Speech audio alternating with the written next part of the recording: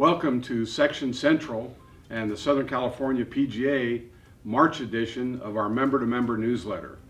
It's great to be here, and I'm happy to welcome our CFO and our CMO, Jeff Johnson.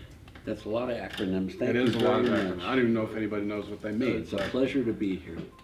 You know, and on that note, if I may, with Sharon's retirement, if anyone of you has any needs for membership services, please always feel free to pick up the phone and we'll ensure that what you need is accomplished.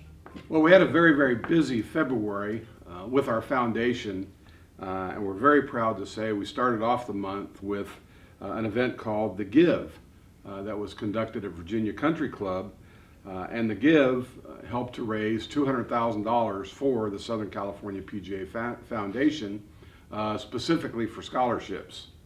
It was a Pro-Am style event hosted by John Mallinger and the John Mallinger Charitable Foundation, and featured 20 PGA Tour players, including some of our alums, Bo Hostler, Charlie Hoffman, Brendan Steele, Pat Perez, and Max Homa. And we must give a thanks to the Give board, as well as Jamie Mulligan and the entire staff at the Virginia Country Club for putting on such a great event and contributing to our foundation. And just 2 weeks ago, the Southern California PGA Foundation hosted our 5th Foundation Classic at the Riviera Country Club. We were fortunate to raise just over $100,000 in that great event that will go directly towards the Southern California PGA Foundation Clubs for Youth program, and again, our scholarship program. So one of the neat things that's happened this year is the inaugural professional associate competition, which was conducted at Pechanga just this past week. And congratulations to Kevin Ruby, associate professional, and the great Scott Mallory, PGA professional, for their victory. In addition to that, District 11, which is the district we inhabit, along with Northern California and the Aloha section, will be choosing a new district director for the PGA of America. This happens in 3-year cycles, and it's our turn in Southern California to serve for 3 years as the director for the PGA of America, representing the district. Another very exciting event that's on the horizon will be the very first professional championship with mixed teams, where one female and one male will contest at the Seacliff Country Club on Wednesday, March the 18th. Please be certain to sign up for this. Speaking of signing up, don't forget to reserve your spot for our Youth Teaching and Coaching Summit, which is on March 23rd at the Tiger Woods Learning Lab. You won't want to miss the keynote speaker, Rick Sessinghaus, and a special video conference with one of our alums, Colin Morikawa. Also, have you joined the PGA.Coach community? Now's the time to start your journey with PGA.Coach. It's an opportune time to earn 3 MSR credits by completing the virtual training and to learn all of the tools necessary to create passionate athletes and lifelong golfers. So sign up now for PGA.Coach, pick up your 3 MSR credits.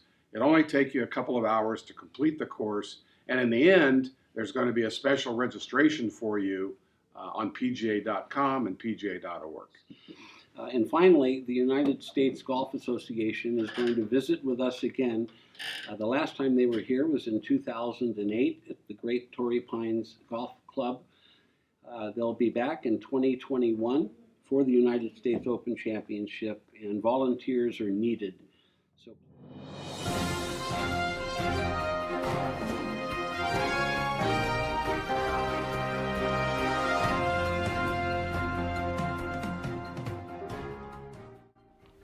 Okay, we're taking a break from the section desk. Now up in our tournament director's office, Max Despain. You've had a busy week, first with our member associate that we reported on a few minutes ago. Then you had our senior tour qualifier for the Newport Beach event, and kind of an interesting day. It was a very interesting day, Tom, and the section conducts the whole classic qualifier for the Champions Tour. We were at Goose Creek yesterday with a field of about 55 players, and about 2 hours into the round, the pace was very good. As I was sitting there on 12, you could see a little fire starting to pop up over in the creek bed. Within the next 15 minutes, though, that Small Oak Creek fire grew into a wildfire there. And Wow. Next thing you know, you have helicopters coming in, landing on number 18 fairway. You have 3 different helicopters were coming in, dumping water. We had to quickly evacuate all the players off the golf Really? course. So we had to modify the qualifiers. So you couldn't finish the Couldn't qualifier? finish the qualifier because the heat, you could feel the heat on the golf course from the fire. And Wow.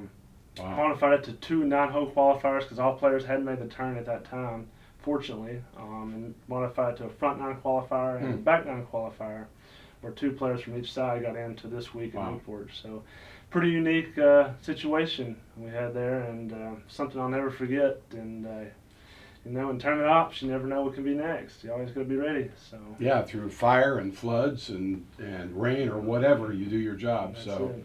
pretty interesting. Thanks for Thank the you. story. Yes. Well, that takes care of the desk here and our March edition of our Member to Member. We hope you have a great March. We look forward to seeing you at our great events, and let's have a good one.